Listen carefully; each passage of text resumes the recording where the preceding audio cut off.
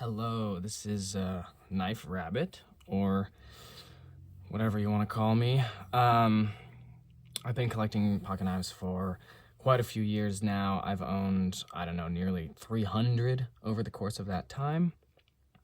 I ended up developing a really rigid approach to my collecting, partially to limit hoarding for myself, and also just to approach it with like a artistic gallery sort of curator intention behind it. As you can see, a lot of these knives have a very similar aesthetic, and they also have a very similar aesthetic with the ones they're next to. I wanted everything to sort of be transitional. I wanted everything to have certain types of pairs, aesthetic bridging, and so I went crazy trying to be super intentional and never have any repetition of the same maker or the same designer. I tried to diversify with where certain knives are made, or at least where the designer is from. Some of these are production. Most of these are production. Some of these are sort of semi-custom mid-tech, and some of them are full customs. But I just wanted to do a quick walkthrough because I'll probably be selling quite a few of them soon. I'm doing a big life shift, and I just wanted to have it all documented. Along the way of my knife making, my knife collecting, I started to find certain gaps in knives after searching and searching and searching that I ended up just deciding to fill myself. So my knife collecting turned into knife designing, and I have my first model coming out in the next several months with the company Cavill that I'm really excited about. They've been great to work with, and I have several other designs that I am going to be starting to work on after that, figuring out funding and collaboration and whatnot. So as you can see, a lot of these have very similar progressive lengths. In fact, I went so intentionally with the way I started collecting that I wanted every single knife I had in my lineup to only be 3 or 4 millimeters apart in overall length. So we'll start with the largest. This is a Sharp by Design Mini Tempest by Brian Nadeau. I have had multiple versions of these and sort of swapped blades or swapped hardware over the years. So this is technically not stock. This comes with silver hardware, silver clip, and I put black in here. So it's a full black handle with a silver blade, and I just really like that contrast. Incredible knife. I really like reverse flick front flippers, especially with it being very subtle. Some people can't reverse flick this, but I don't know. I don't really have fingernails, so. Love this knife, really incredible. It's the first time I felt like that magic, perfectly tuned detent on a knife. I was like, whoa, that opened itself. So really good knife. This one is 198 millimeters in overall length. It's really hard to know for sure what the overall length of these knives are in millimeters, as that is both niche European metric and how not precisely a lot of makers actually measure their knives, or the places that sell them. Like, it's very hard to get something that precise. So that's one of the reasons I've gone through so many knives, because something claimed to be one size and it wasn't, and I just couldn't let myself make exceptions with how rigid and sort of artistic I was approaching this whole process with. So Mini Tempest, front flipper. They have remade some of these since in a new batch with a normal flipper tab, but I really like the original. And as you can see too, I kind of went for a color scheme, well, minus this, but we'll get there later, being very black and gold and gray and silver. I wanted everything to be tones and textures. I didn't want to repeat materials as much as possible. So yeah, it sets a good tone for everything. I think this knife is probably one of the most ergonomic for my hand. I don't have the largest hands, but it's just unbelievably comfortable. You can choke up a bit. Like, it's just It's a perfect size knife with absolutely incredible ratios. The way that tip just, and the pivot's way on top, so you're not going to find quite as good of ratios on most knives, and Brian is famous for that. So there we go. Mini Tempest is 198 millimeters. Then this is my own design, which I've designed to be 195. I'm not sure if the production's actually going to end up being exactly that. Maybe I'll make customs in the future. I don't know. But I drew this knife. I made a sketch of it, developed the whole thing. This is called the Ace. I reached out to a couple custom knife makers, seeing if they'd be willing to just make a one-off custom designed by me. And the amazing, talented, and very open-minded Tim Kingston decided to take on the challenge. So he made this knife. He's a young maker in Australia. And this is just the one-off custom version of my Ace design. I'm incredibly pleased with it. He did an amazing job. It was a bit of a challenge for him, but he did such good work. This is actually engraved, laser engraved. That's not an inlay, into the single piece titanium handle. He made this clip, which is actually milled. I don't know how he got it this thin, but great retention, incredibly slim in the pocket. Fits exactly where I wanted. I wanted my finger to kind of go there. So ergonomics are really nice. The clip lays kind of in the palm like that. Choke up on the choil. Like I said, I don't have the largest hands, but I recognize most people do have larger hands, so I really wanted to give people with larger hands a lot of space on here. Either grip, really good in sort of the back stabbing grip, which isn't really useful, but I like to think about it and think about the ergonomics on that. He did an amazing job. He's so cool. Definitely check out his work. Kingsford Knives. And so, yeah, this is my design. This is the custom one-off. Then I got a production deal with Cavill. This is the first prototype made. The official release will be coming up soon, but there's going to be a couple modifications to this, from this, rather. There's going to be 2 variations. But this is the original prototype. Finishes aren't quite right, but they did an inlay here, which is insane. If you look at how incredibly thin this inlay is.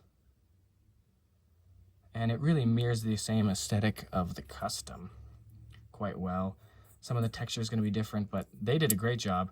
Technically closer to my design specs with the thinness and the weight. I really wanted a sleek knife with impressive ratios. You can definitely see there's some inspiration here in some regards to ergonomics. They're kind of siblings to some degree, just a little bit, I guess. But yeah, so this is my Ace design. This is going to be released by Cavill, the Cavill Ace, coming up this year. Really excited about it, just perfecting every little bit of it for the past, well, year at this point. The clip's going to be a little bigger, but just amazing, impressive machining they're doing, and the finishes are going to be a bit different, more refined. But their blade is killer. Like, I've been beating this up and it has very little wear. Even like hammering the back of it. I don't know. They're really amazing. I'm really proud of this. And the actions turned out way better than I expected. So really happy, looking forward to getting these into anyone's hands who want them. But this is 195 millimeters. So it's 198, 195, and then down another 3. This is the Shirogorov Neon NL. I've owned 2 other versions of the NL and a couple other Shiro knives. And honestly, something about this exact knife is like just perfect. Like, the action could not be any better. I think this is one of my standards for what a knife should be. Like, the tolerances are so good that I can reverse flick off the grind, which is just ridiculous. Love this knife. Comfortable here, fits my hand really well, really comfortable here. If you haven't ever tried one of these, I think this is perfect. It's technically like an entry-level Shiro, I guess. You can get these pretty reasonably on the secondary market, and I think it's every bit of it is worth the money. quick clarification, the Neon Zero, the one without the inlay, is 195 millimeters, but this one is 192, so it's a pinch shorter. I think it's because of the way they do the lanyard hole and a couple other things, but this is one of my favorite knives ever. Kind of golden rule for what makes a good knife. Love this knife. I've owned it a long time. I will continue to own it. Absolutely one of my favorites. And this is 192 millimeters. So you can see some gaps here. I reached out to Joe Mangiafico, such a lovely guy, really talented. He's not doing a ton of folders these days, but he's got a design called the Canoe. He's got a production deal with Boker doing it, and I reached out to him seeing if he would make me a very specific sized one to go here. Because what goes in between those two, sort of aesthetic bridging gap, is my next design, which I call the Queen. So, is this focusing? This is my design for the Queen. It will be 189 millimeters, so 192, 189. There's some aesthetic comparabilities you can see in here and here. Kind of the way it like blends from one aesthetic to the next aesthetic. It owns a lot of things that I highly value in a knife and mirrors my own style quite strongly. So here's it next to the Ace. So the Ace, this is the Queen. Same like hole size, same little like harpoon thing. Similar like choil. Similar, it's just similar in a lot of ways. My style, a little bit different, not as bottom heavy. And I'm working on getting a custom version of this made by aw Knives. He's a German knife maker, because I really wanted to have something German in here. Or like just reach out to different people I've met over the years and connected with. And so that's my design. That would go right here. So 198 millimeters, 195, 192, 189.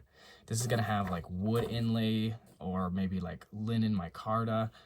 Hopefully I can get a production deal after the custom comes out. I might even try to do customs.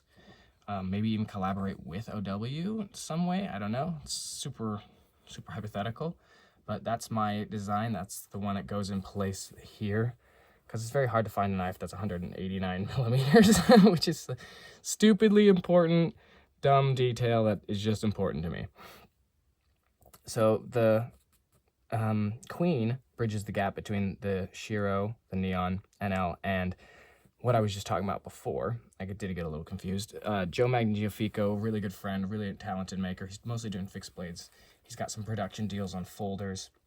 But I had him do a very rigidly sized version of his Canoe design. He was willing to do that, and he made just the sickest knife here. It's got thumb studs. It's like kind of this tone, very like bead blast silver with just super basic gold accents on it, more shiny like this was supposed to be. And it really adds like this sort of aesthetic in there. It has a bit more of the curve like this, similar to a Shiro, but more so, but then it also kind of does it on the bottom. And so I think it really meets all these styles pretty well. It blends, it's like a gap between these two and so on. And so, yeah, he's just fine-tuning some stuff on it, reworking some stuff. He's just been so great to work with. I can't show you that, but I would. But that is 187. So, once again, 189, 195, 192, 189, and 187 with the Canoe.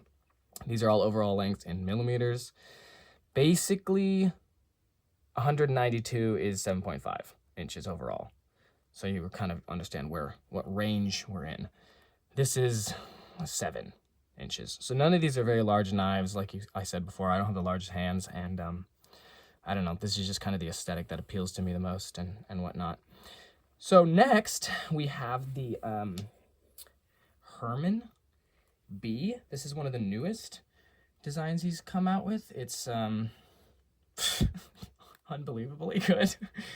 Like, I can't even explain to you how controlled like fall shut this is. I never experienced a knife so much like this, and it's such a visceral experience of the way the tension is on his detents. It's like there's a little give, but then when you, it's just like clicky, fast, flicky, feathery. It's very talked about, desirable experience for a lot of people. Herman Knives out in Poland is doing some amazing stuff. I was really pleased that this was measured properly, or just about. I think it says it's 185. I think it ended up being more 184 millimeters, but like whatever, cum si cum sa. So yeah, that's just 3 millimeters below the 187 of the Canoe by Joe Mangiafico. This is an incredible knife. I like the really stripped down raw version. His finishes are just incredible. Textures, really cool, very original. The famous made in Poland in here, proudly made in Poland. M398. Love this knife, definitely gonna keep it. It's just perfect. Also, flickable off the grind, which is just ridiculous. So anything with amazing tolerances and perfect tuning and stuff like the Shiro, I think that's just reaches a new threshold. That's just so impressive to me, and super comfortable. Like, it just fits my hand. I think if you had larger hands, your pinky would kind of go there, which would still be pretty reasonably comfortable, but I can get all four above that little part. I do think that's a little bit wasted space. Like, you know, the blade is to here, but that's still like this entire point. Like, that doesn't really need to be there, but it's cool looking, and I don't know, I don't mind it. It's definitely not comfortable for this, but I guess if you're doing kind of like a, nobody would ever do that. I don't know. I think it looks cool. It doesn't really need to be there, but you know, I like it. But such a satisfying noise on this one. So clean, so pleasant. Love this knife. So that's 184 millimeters, right after the 92. My custom design, 189, the Queen Canoe, Herman B. And then I've got another one. I'm collaborating ideally with Tim Bernard in France because I wanted a French knife on this crazy looking design. It bridges between these two in my mind. I'm not sure if you can really see that too well. I know there's kind of shadows. I tried to get the best lighting. My whole setup's a bit ghetto, but yeah. And then this would come in at what, 180, 181, something like that. 182. Yeah, that's what it is. So this is 182 millimeters overall. This is the King. I know the Queen is larger, but you know, it is what it is. So this is the Queen model. I think it's going to be so extremely comfortable for larger hands, like lots of space in there, massive choil, really interesting design. Again, looks a lot like my language of design. It keeps a lot of the similar features. I don't know. But it's kind of a new take, very French traditional in some sense. Not traditional exactly, but very French. So that's why I wanted to work with Tim on it. And so I've got this interesting kind of out there blade style, very modern, a lot of strange components, and people are liking these types of experimental, unorthodox blade shapes lately. So I don't know. It kind of came out that way, and so I'm really pleased with my lineup as it has developed thus far. Ace, Queen, and King. And that's 192 millimeters, and I freaking love it. I'm so looking forward to it. Not really sure about finishes, material, I'm not really sure yet, but something awesome. Next we have the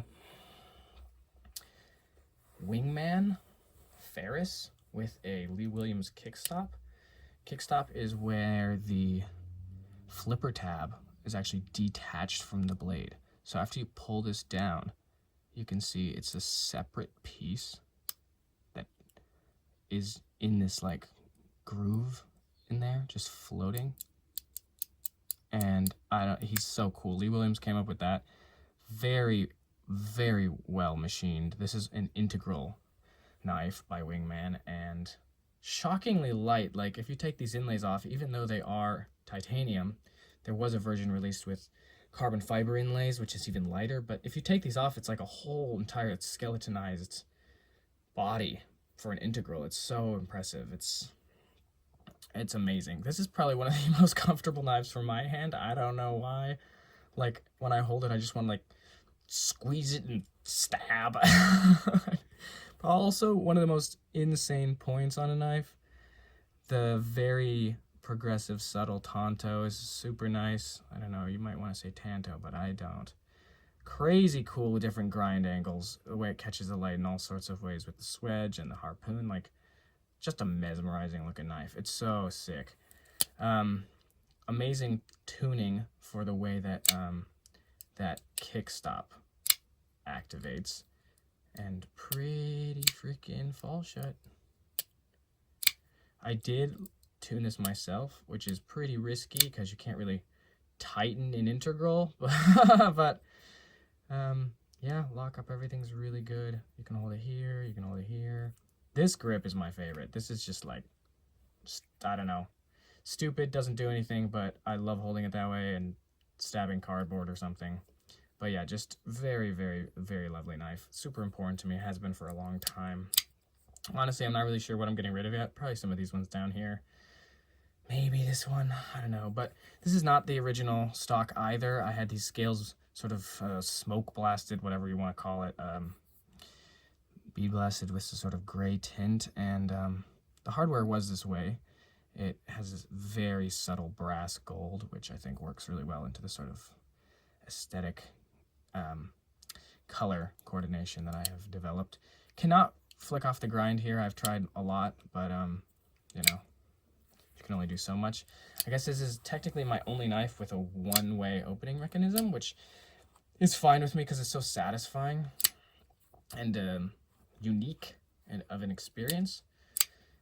So I'll tolerate it, but usually I really like multiple ways to open a knife. But there's that one. Next is, oh, and my apologies. 192, 189, 187 with the canoe, 184 with the B, 182 with my king, and this is coming in at exactly 180 millimeters overall. So just to keep that. Then after that, we have the 177 millimeter Rockstead Heisen, I don't know. They make two versions of this. They do one with a full DLC blade. This one is not that. I've had several Rocksteads, incredible knives. This is the technically lower budget version of their knives where they do not have the full zero grind. They have an actual swedge on there. I got this from a friend for an excellent deal. I've owned one before, actually two before, and just kind of needed to keep one around. I don't know, something about it is just super soulful. People told me that you need like a Chris Reeve knife and a Rockstead in your collection for it to be complete, and I've had several of those. Ultimately didn't end up keeping my Inkosi, which was my favorite, but still love those knives. Incredible pieces. And this one just kind of resonated with me more. I just think it's so elegant. I think the ratios are weird. Like, the blade is incredibly tiny compared to the handle. It works really well with this as a sort of aesthetic bridge, but on average, comparing to expectations and knives in the knife world these days, it is a very narrow blade, and they really wasted a lot of space with the ratios here. Like, they could have dragged that out a bit more, probably broadened the blade a bit too, like, whatever. But traditional Japanese in a lot of ways, super cool, very beautiful, incredible mirror polish. Like, I can't even, let me see if I can, there. Oh, this is what they do. Like, are you kidding me? That's crazy. That's just crazy. So, good old Rockstead Heisen. Lovely, lovely, lovely knife. Incredible. And that comes in at 177 millimeters. Next, we got the Garth, oh my gosh, I'm drawing a name, Bull. Garth Bull Zero, South African designer, makes super high-end customs. This is a production from a year or two ago, the Zero with Riot. Super cool, great ratios. Super low profile reverse flick. Love this knife. Also super low profile front flipper tab, like virtually not even there. So cool, so comfortable. Clip could be a little less intrusive on this edge, I suppose. Like you can feel it there, but otherwise it's pretty soft. Works really well, good retention. Super cool, very thin shaped inlays. They've really contoured them. The lighting's so bad. There we go. Thin, I guess, overlays. Cool carbon fiber. I think it's the black camo or whatever it's called. Just a big belly, like a surprisingly large blade, kind of the opposite of the Heisen, which is funny because they're next to each other, but it's not exactly dramatically large blade, but it does seem broad, and maybe that's because they took the hollow grind so far up. So this thing is a great performer, incredible cutting, incredible hollow grind. Really love this knife. I don't know why it doesn't emotionally bond with me, especially. So maybe won't be keeping it, but I have zero complaints with it. I think it's really like a perfectly executed knife for the most part. I've had a few of them, or I think one other, and then maybe handled someone else's. The tuning is just a pinch different per knife, and I feel really fortunate that I got one with a little more drop shot than usual. Even if you tune it yourself, put new washers on it, bearings on it, which I do believe this has skiffs, it still isn't like perfectly drop shut, and you can't get it all the way there yourself, but pretty accommodating for larger hands, but still it's a very small knife, coming in at 174 millimeters overall. Not huge, but good ratios. Comfortable, slim, sleek in the pocket, clip works, low profile, nothing gets caught on anything. It's really no complaints. Cool knife. Next we have a custom from Trevor Berger. This is his iconic, or I guess maybe his dad's iconic design, the Urban. Crazy broad blade, but visually balanced. Like, I don't know, it works. There's something so classic, iconic about these shapes, these lines. You can see how the South African style is comparable between these and kind of what they prioritize. If you compare both of these to like a Sabenza too, you can kind of see where Chris was really prioritizing certain cultural priorities from South African knife design, knife making. But this is the only knife I have that repeats material. These are both the same, I don't remember what it's called, gold, carbon, fiber, whatever it's called, dark matter, maybe. This is an incredibly comfortable knife. The clip works perfectly. They made production versions of these. Urban EDC, I believe, did some basic ones. Someone with various overlay materials or just super basic titanium. And those were pretty good. They were a little clunky compared to the actual experience of a Trevor Berger custom. Like, these are so buttery. They're just known for being so smooth and quiet. Like,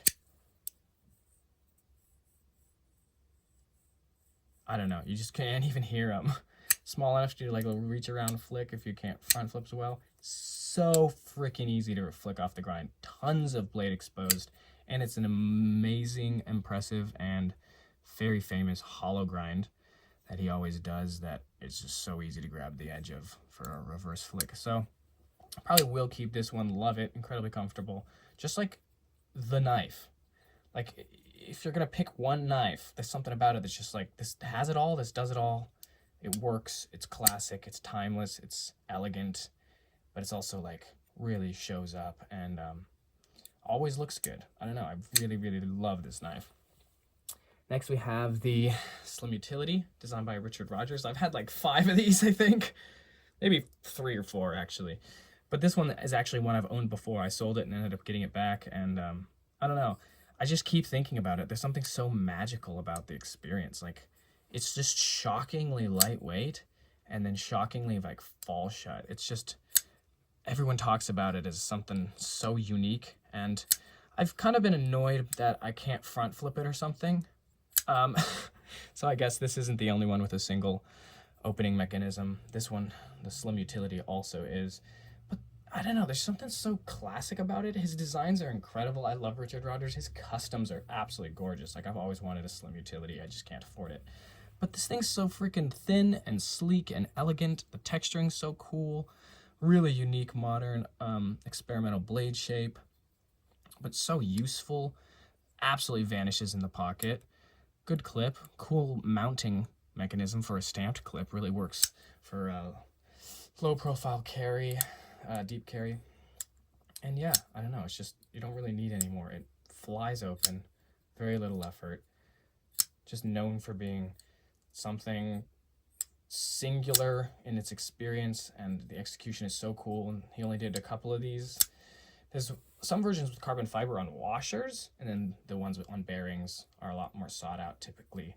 But all the variations are really nice and still hold pretty high on secondary market. There's not a ton of them. I don't really know how many there are, but the Bowl is 174 millimeters. The Urban is 170 millimeters, and the Slim Utility is 168 millimeters, which is super, super comparable to a Small and Cozy, which ultimately is what I chose over the Small and Cozy. I've had multiple of both of them, multiple of the different blade shapes of the Cozy, and I don't know, this thing just kind of won out ultimately. I think it's also an excellent choice if you're just like, I want one knife. Like, it's hard to get your hands on a custom, and it's a lot more expensive, and maybe you don't want to use it.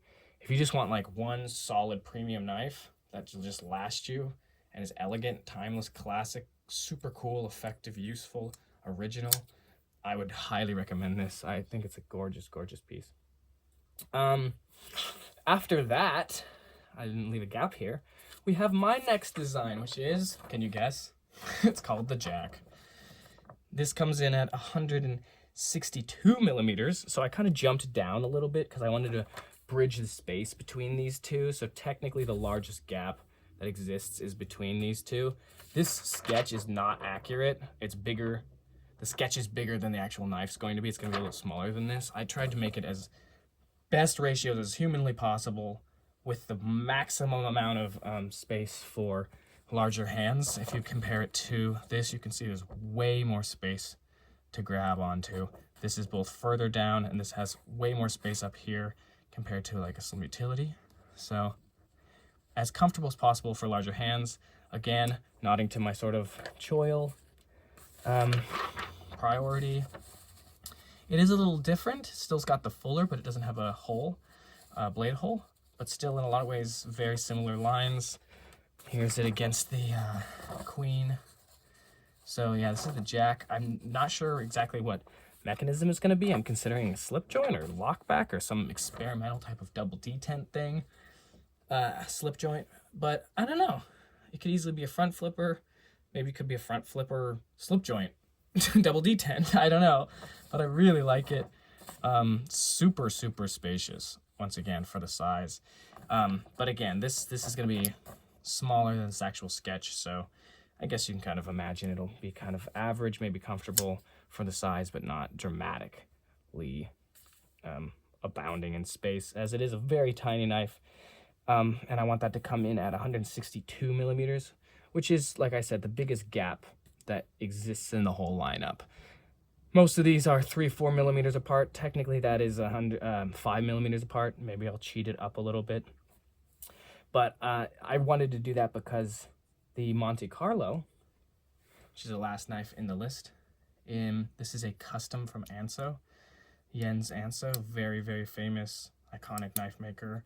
Elegant, elegant, elegant stuff. Like, just amazing execution. His signature on this is just gorgeous. His blade finishes.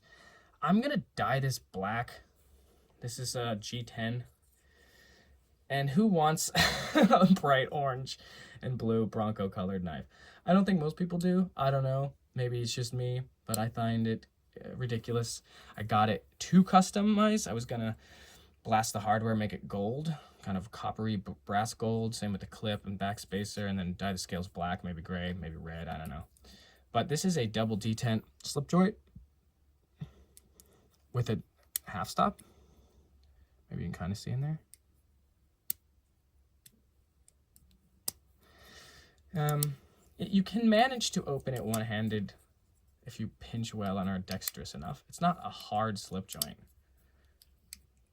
Great acoustics.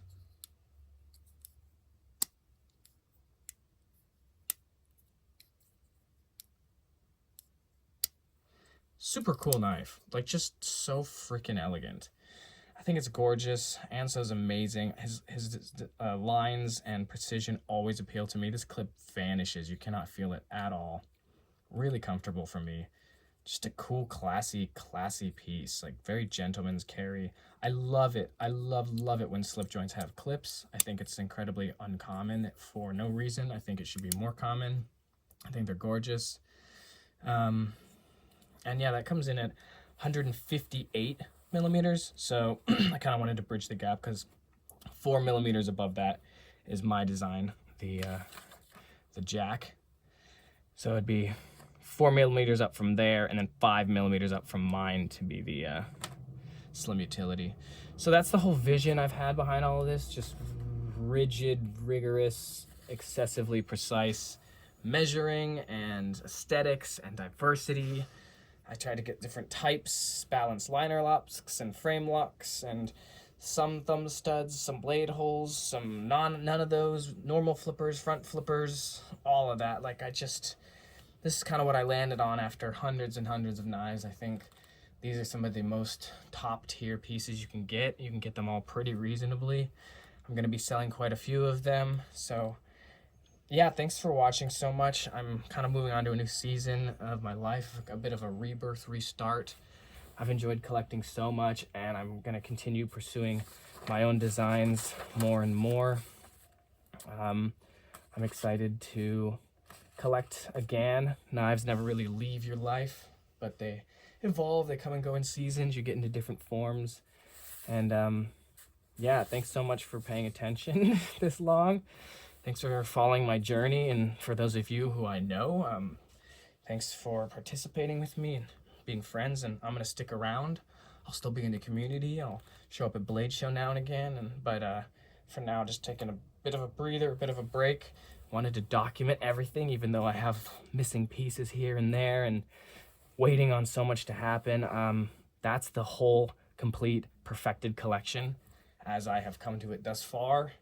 Really proud of it. It's carried a lot of rebirth and healing and hobbies and community for me that I didn't know existed. So thank you all once again. Thanks for watching. Hope to see you around, and maybe I'll do one of these in a few years when I get back into it. Thanks. Peace.